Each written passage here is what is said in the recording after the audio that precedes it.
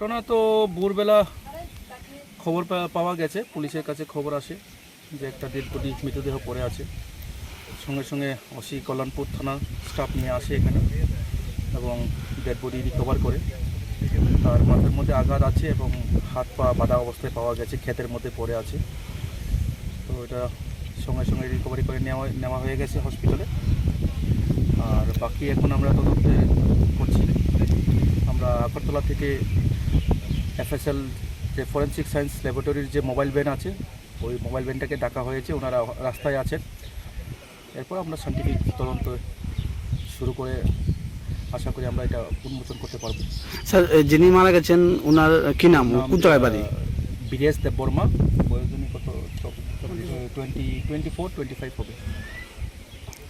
বাড়ি কোন স্যার? বাড়ি এখানে গোবিন্দ চৌধুরী পাড়া, উত্তর মহারানীপুর, কল্যাণপুর থানার আন্ডারে। স্যার, এই ঘটনায় কি এখন অবধি কেউ আটক বা গ্রেপ্তার আছে? আপাতত আমরা ওর জামাইবাবু এবং ওর বড় ভাইকে আমরা আটক করে রেখেছি, জিজ্ঞাসাবাদ চলবে। পারিবারিক কলহ মনে হচ্ছে।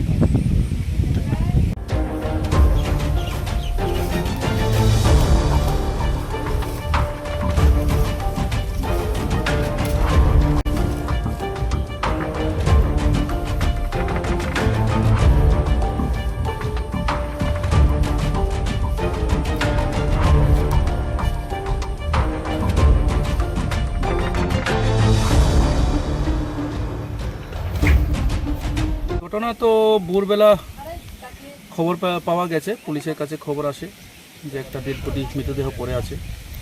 সঙ্গে সঙ্গে অসি কল্যাণপুর থানা স্টাফ নিয়ে আসে এখানে এবং ডেড বডি রিকভার করে। তার মাথার মধ্যে আঘাত আছে এবং হাত পা বাঁধা অবস্থায় পাওয়া গেছে, ক্ষেতের মধ্যে পড়ে আছে। তো এটা সঙ্গে সঙ্গে রিকভারি করে নেওয়া হয়ে গেছে হসপিটালে। আর বাকি এখন আমরা তদন্তে করছি।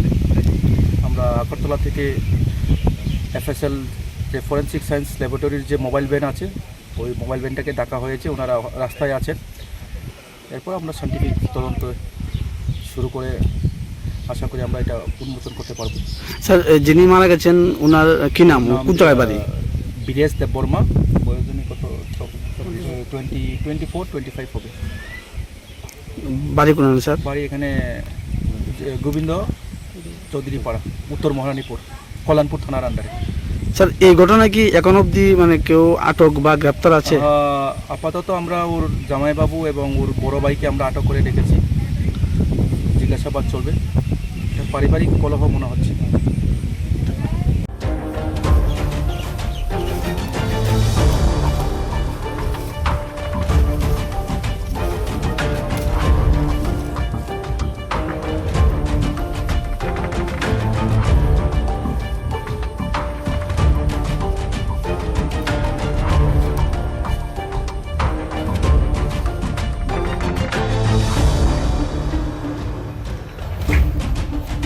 ঘটনা তো ভোরবেলা খবর পাওয়া গেছে, পুলিশের কাছে খবর আসে যে একটা ডেড বডি মৃতদেহ পড়ে আছে।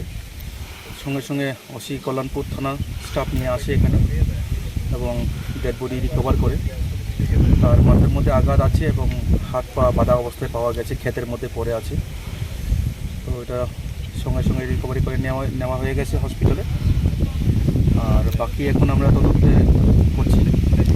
আমরা আগরতলা থেকে FSL যে ফরেন্সিক সায়েন্স ল্যাবরেটরির যে মোবাইল ভ্যান আছে, ওই মোবাইল ভ্যানটাকে ডাকা হয়েছে।